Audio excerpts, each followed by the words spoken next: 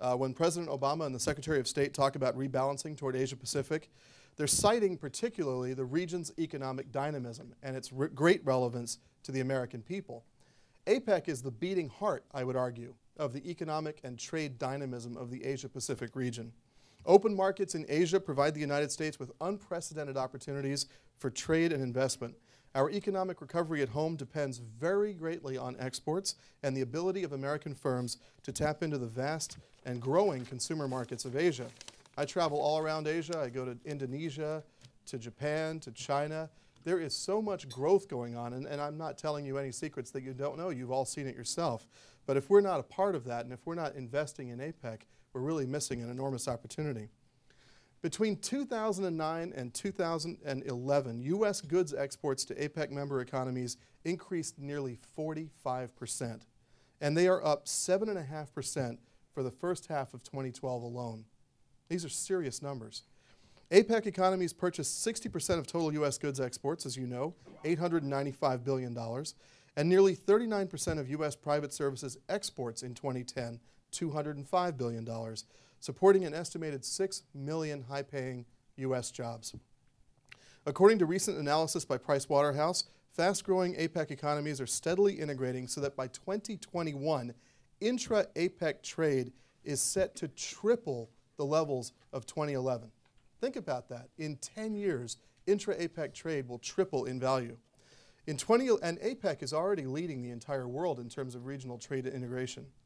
In 2011, our intra-APEC exports amounted to double the amount of exports from APEC economies to the rest of the world. And even in the wake of the global economic crisis, 15 of our APEC economies are projected to outpace average global GDP over the next decade. So when you look at the Asia-Pacific region, what you realize very quickly is not only is it tremendously important for its share of global growth, but that in fact, or rather its share of the global economy, but that rather it is also extremely important for the global economic recovery because so much of the world's economic growth is centered in the Asia-Pacific region. Right. On the trade side, by far the most significant accomplishment that we achieved during Russia's APEC year was to develop an agreed-upon list of environmental goods. And some of you may be scratching your heads and saying, why is that so important? And the reason why it's so important, well, there are a number of reasons, but in 2010, under the leadership of President Obama, the APEC leaders agreed that by 2015, all APEC economies would reduce their tariffs on environmental goods to 5% or less. The question then was, what's an environmental good? And a lot of people had very different views on what an environmental good was. And the WTO, in fact, had been debating and discussing this issue for a number of years without any conclusion.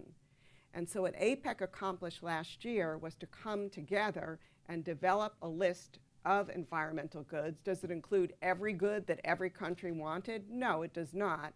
But we believe by bringing together a list of 54 what we call core environmental goods, which include air pollution equipment, water waste treatment equipment, and a lot of other environmental goods, that we've come up with a list that is credible, it's meaningful, and if everyone in the region brings their tariffs down to 5% or less by 2015, as our leaders have committed, this will make a real difference in the region, promote trade in these goods, which frankly not only serve trade liberalization, but they really help to develop environmental technologies and benefits to the economies of APEC. Well, what I will say is that under the Obama administration, we've put an enormous emphasis on stakeholder outreach.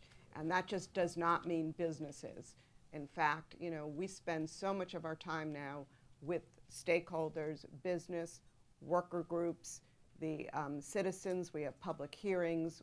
We you know, are in a lot of contact with the peoples. My boss, Ambassador Kirk, likes to remind people that he has spent a lot of the past 4 years really just traveling around the country, meeting with people, talking about trade, listening to their concerns, and trying to clear up a lot of the misperceptions about trade.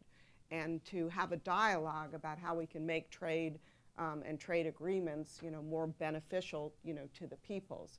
So we definitely believe that's important.